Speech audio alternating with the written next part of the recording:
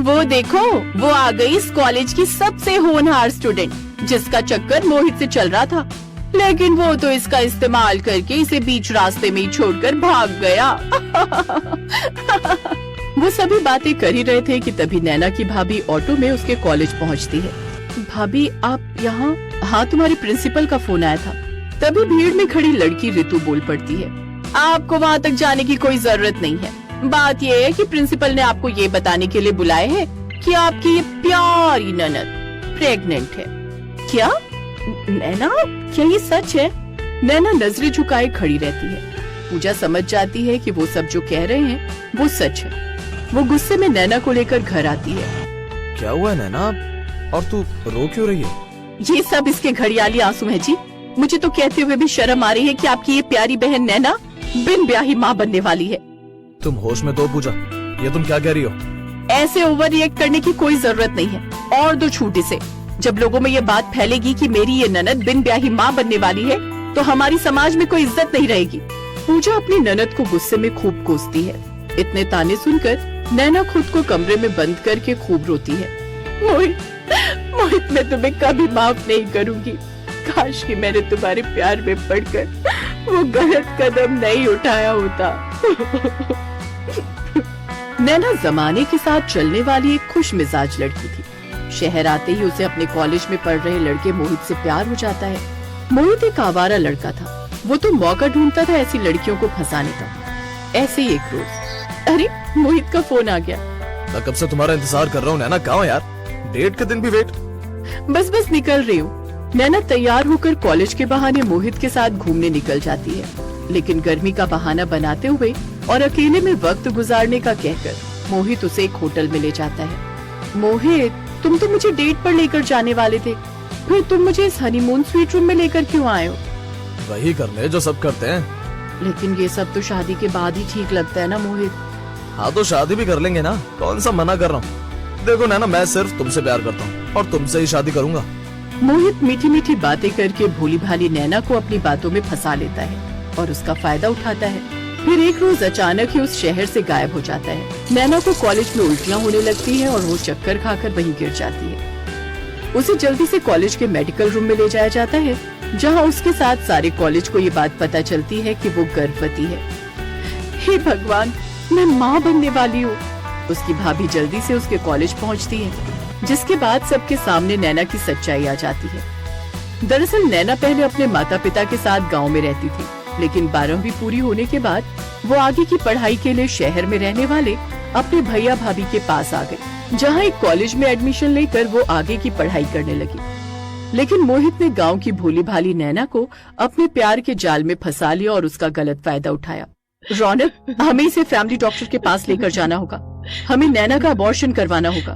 नैना भी इस बात के लिए मान जाती है, लेकिन डॉक्टर के पास जाने के बाद नैना को न जाने क्या होता है कि वो अबॉर्शन करवाने से मना कर देती है। इस बात से पूजा और भी गुस्से में आ जाती है। एक सुबह, अरे ओ महारानी, अभी तक सोई पड़ी है। चल उठ, रसोई में बर्तन पड़े हैं, उन्हें जाकर मांज। यहाँ मुफ्त में पड़े पड़े रोटियां नहीं मिलेंगी।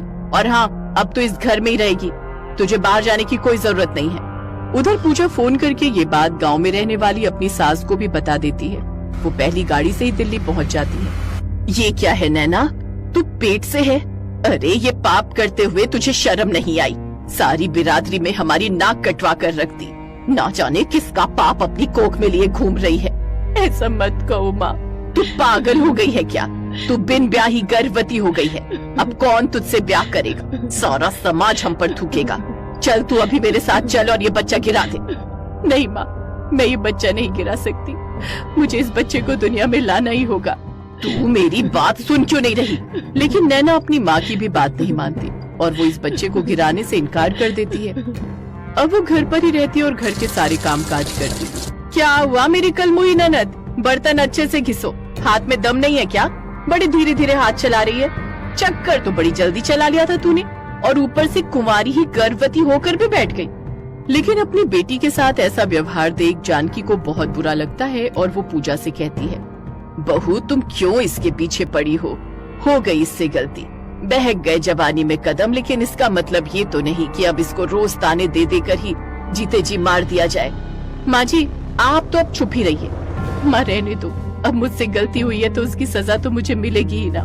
पूजा अब अपनी ननद से पूरी तरह नौकरानी की तरह काम लेती, लेकिन उसका भाई उसके लिए चुपके से फ्रूट जूस और उसकी पसंद की चीजें खाने के लिए ले आता। ऐसे ही उसके 9 महीने पूरे होने वाले होते हैं। एक रोज, रौनक भैया मुझे अल्ट्रासाउंड करवाना है तो उसके लिए मुझे कुछ पैसे चाहिए थे।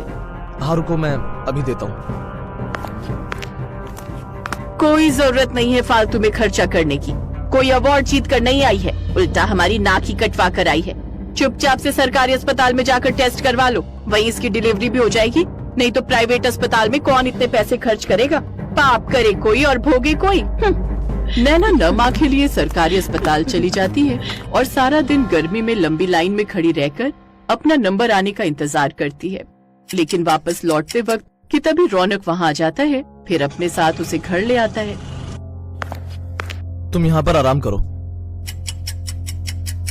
आहा, बड़ा तरस आ रहा है अपनी बहन पर। आज अगर मेरी बहन को कुछ हो जाता ना तो मैं तुम्हें कभी माफ नहीं करता पूजा। तुम मुझ पर दाना पानी लेकर क्यों चढ़ रहे हो? मुंह काला करे तुम्हारी बहन और बातें सुनूं मैं। चुप करो, नहीं तो मैं तुम्हारा मुंह तोड़ दूंगा। आप दोनों मेरी वजह से आपस में मत लड़िए। एक बार डिलीवरी हो जाए फिर मैं कहीं दूर चली जाऊंगी।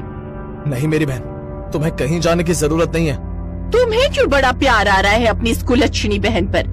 जहाँ जाना है जाए हमारी बला से। ना जाने इसने ऐसा करने से पहले एक बार भी हमारे बारे में क्यों नहीं सोचा। इससे तो अच्छा होता ये अपना अबॉर्शन करवा लेती और इस बच्चे के साथ ये भी इस दुनिया से चली जाती। ये सुनते ही नैना जोर जोर से रोने लगती है। अगर तुम कुछ अच्छा नहीं बोल सकती तो भगवान के लिए बुरा भी मत बोलो। नैना ने तो उसी दिन इस बच्चे को अबॉर्ट करने का फैसला कर लिया था जब हम इसे अस्पताल लेकर गए थे। लेकिन वहाँ जाकर इसे पता चला कि तुम्हारी जो रिपोर्ट्स आने वाली थी वो आ गई हैं और उसमें साफ साफ लिखा है कि तुम कभी माँ ही नहीं बन पाओगी। और वो जानती थी कि तुम बच्चे के लिए कितने सालों से तड़प रही हो, लेकिन लाख मन्नतें करने के बाद भी तुम्हें माँ बनने का सौभाग्य नहीं मिल पा रहा था। तब नैना ने मुझसे कहा कि कोई बच्चे के लिए इतना तड़पता है और मैं हूँ जो एक बच्चे की जान ले रही हूँ। इसलिए उसने फैसला किया कि वो इस बच्चे को तुम्हारे लिए जन्म देगी और उसके पैदा होते ही उसे तुम्हारी झोली में डाल देगी। ये सब सुनकर पूजा को अपनी गलती का एहसास होता है और वो नैना से अपने किए के लिए माफी मांगती है। मुझे माफ कर दो नैना, मुझे नहीं पता था कि मेरी ये ननद अपनी भाभी से इतना प्यार करती है जो उसकी खुशी के लिए अपनी जिंदगी दांव पर लगाने चली थी। ये देख सबकी आंखों में आंसू आ जाते हैं। लेकिन तभी अचानक से नैना को उल्टी जैसा होने लगता है और वो बाथरूम की ओर भागती है, जहाँ वॉमिट होने के कुछ देर बाद ही उसे लेबर पेन स्टार्ट हो जाता है। भाभी, माँ, पूजा और जानकी बाथरूम में जाती हैं, जहाँ नैना दर्द से तड़प रही होती है। माँ जी, लगता है नैना की डिलीवरी का वक्त आ गया है। फिर तो हमें इसे अस्पताल लेकर जाना होगा। नहीं माँ जी, हमारे पास इतना वक्त नहीं है, इससे इन दोनों की जान को खतरा हो सकता है। माँ जी, आज अपनी इस ननद की डिलीवरी ये भाभी करेगी और वो भी इस बाथरूम में। बहू, लेकिन तुम? हाँ माँ जी, मेरी दाई माँ थी, मैंने उन्हें कई बार डिलीवरी करवाते हुए देखा है। साथ ही मैंने वाटर बर्थ डिलीवरी की भी बहुत सारी वीडियोस देखी हैं। अब मैं ही इसकी डिलीवरी करवाऊंगी। माँ जी, गीजर ऑन कर दीजिए और इस बाथटब को गुनगुने पानी से भर दीजिए। इसके बाद वो नैना का हाथ पकड़कर उसे बाथटब में बिठाती है, जिसके बाद वो बाथरूम का दरवाजा बंद कर देती है और उसकी डिलीवरी करवाने लगती है। बाहर खड़ा रौनक हाथ जोड़कर भगवान से प्रार्थना कर रहा था। तभी उसे बच्चे के रोने की आवाज आती है। फिर कुछ दिन बाद, अरे मेरा राजकुमार, आज तुझे काला टीका लगा दूं, कहीं नजर ना लगे। पूजा गोद में मुन्ना को लेकर बैठी थी। उस दिन उसका नामकरण था। घर में सब बहुत खुश थे। नैना अपने भाई भाभी को खुश देखकर बहुत खुश थी और वो दोनों तो मानो दिल ही दिल नैना को खूब धन्यवाद कह रहे थे। कुछ समय बाद नैना ने पढ़ाई फिर शुरू कर दी और स्टडी कंप्लीट होते ही वो एक अच्छी कंपनी में नौकरी करने लगी और अपनी जिंदगी में आगे बढ़ने लगी।